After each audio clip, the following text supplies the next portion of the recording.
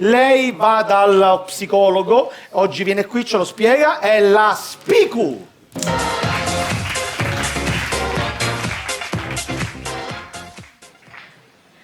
Ciao, io sono Spiku e Spiku è un soprannome che mi hanno dato da piccola a scuola perché il mio cognome è troppo lungo, ha un suono che non mi piace e invece il soprannome fa cagare.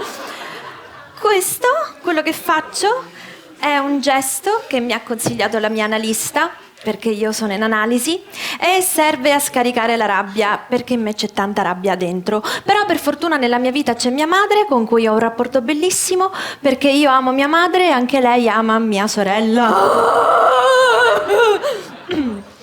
Ma la mia analista, attraverso una psicoterapia di tipo sistemico, mi ha saputo prendere per quello che sono, mi ha saputo prendere nella mia essenza, mi ha saputo prendere poco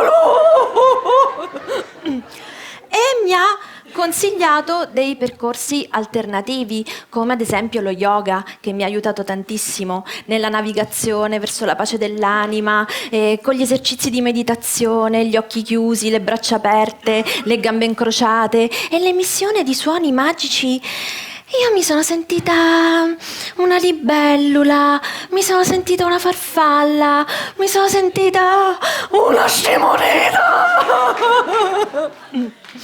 Il mio maestro di yoga è un uomo bellissimo, si chiama Doriano, emana una luce particolare e io per lui nutro una profonda ammirazione, una stima sconfinata. Il nostro ogni volta è un rapporto alchemico, metafisico, trascendentale. Con mia sorella invece ci fotte.